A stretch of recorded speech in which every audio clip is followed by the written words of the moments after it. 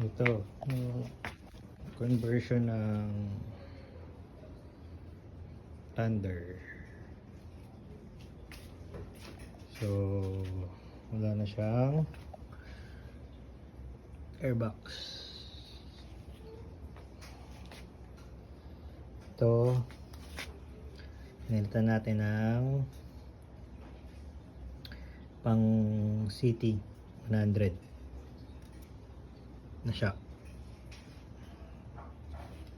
Tapos itong upuan dati pa ganun yan,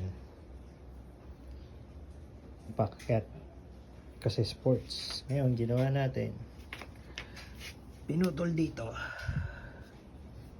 welding diretso. So yan ang isa sa mga conversion na unang ginawa dito sa Thunder.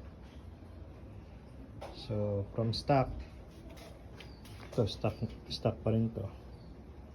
Ito pa lang yung pinaka conversion na nangyari, yung sa seat. So from sports type na Thunder, ginawa natin siyang pang cafe race. Diretso putol simula doon, tapos bumuo ng diretsong upuan. And then ito palitan para humaba. And then isa pa ay yung swing arm. Bakit? Kasi magko-convert ako ng sniper mugs na mas mataba. Makita yung sniper mugs. Ito. Mas mataba. Ito. Kaso ongoing pa rin yung conversion kasi marami pang papalitan. So yun, so wala na tayo box. Ito na ang ginawa natin. So ito ay mushroom type.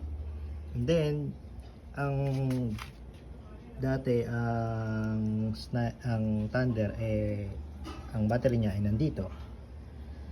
So pinakustomize rin natin at nilagay natin sa may ilalim ng upuan. So yung upuan hindi pa tapos, binili natin sa Lazada, hindi pa dumarating. So dito siya.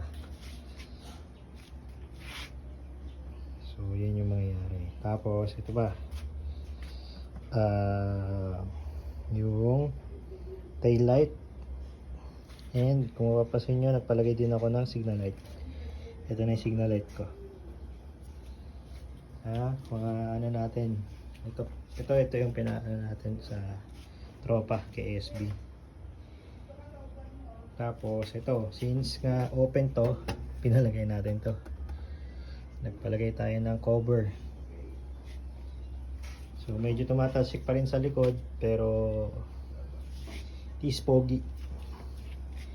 Tapos siyempre sa cafe race conversion natin ay ito, yung side mirror.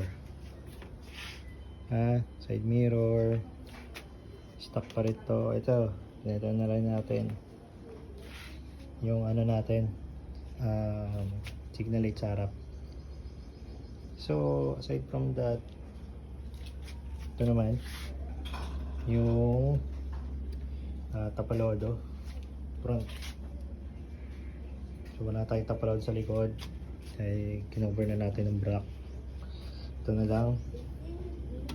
So stock pa rin to, shock natin. So yun yung ginagawa natin ng paraan ngayon, yung conversion ng